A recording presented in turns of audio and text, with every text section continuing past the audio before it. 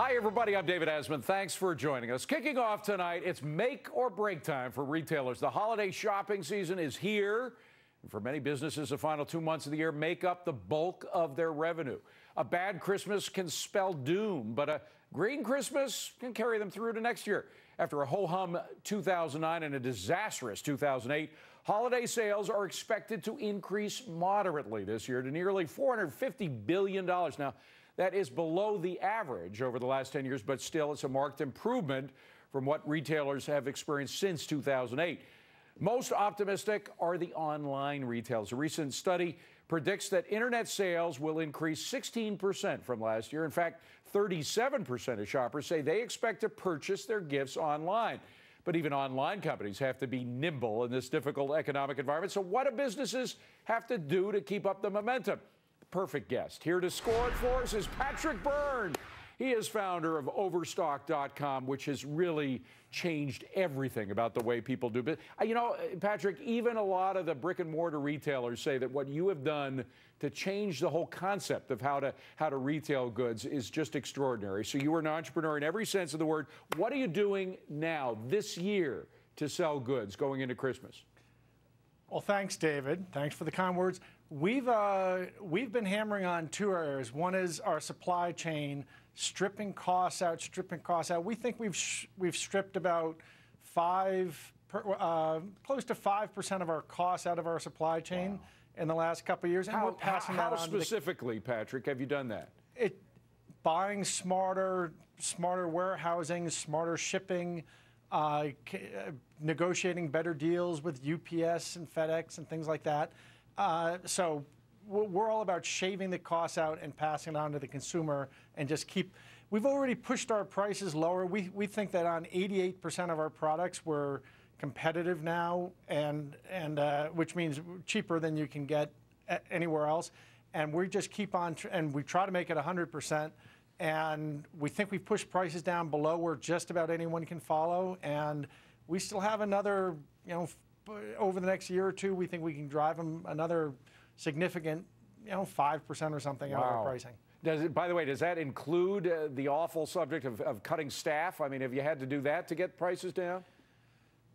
Actually, we're hiring. We're hiring developers, and cool. we're actually hiring. We've grown. We're up to about 1,500 employees now. Oh, that's fantastic. That's great. In what areas are you now hiring? A lot of technology and mathematicians and analysts and people like that, but also industrial engineers. We've discovered that industrial engineers are worth their weight in gold. They can come in and take something, and they can find more efficient ways to do things, and that's good for us and good for the consumer. Can you give me an example of that? I mean, like in terms of warehousing, or how do these industrial engineers work?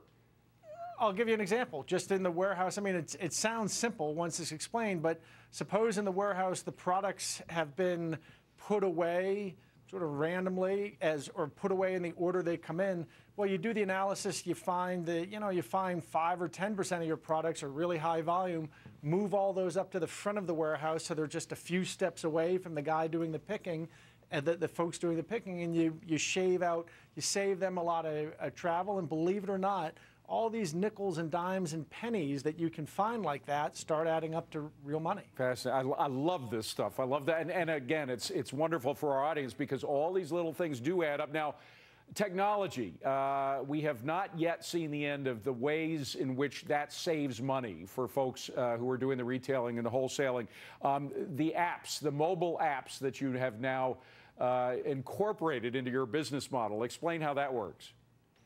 Well, good of you to ask, and we almost missed this. About 8 years ago, we actually did a bunch of stuff on mobile, but it was before anyone actually had switched to doing things from their cell phone, and it kind of lay fallow for 5 or 6 years. About 2 years ago, just without us paying money, well, we did develop a very nice mobile shopping app, and it sends you coupons and things to your mobile phone. And we've just developed a very nice mobile business. And we've put a lot of energy into the mobile app. I'd say we've also done a lot of stuff on the website. We've introduced 2 new features for this Christmas, 2 new ways to shop. There's one called Windows Shopper. You find it on our homepage. and you just start clicking on products. It's a whole new way to shop. You start clicking on products you like, and you train the system. And if you go into handbags or whatever it is you're shopping for, David, you go electronics, you start clicking on products you like, and it learns, and it starts, you train the algorithm, and it just starts recommending not just a few products, but the whole page of products. And the more you click on, the more it learns your taste. And it's very useful for people where... Yeah, go ahead. Finish your point. Well, it's very useful for products where taste matters, like books or clothing and stuff, so forth. Now, how do you design these? I mean, obviously, the person who's designing the actual application has to be a techie.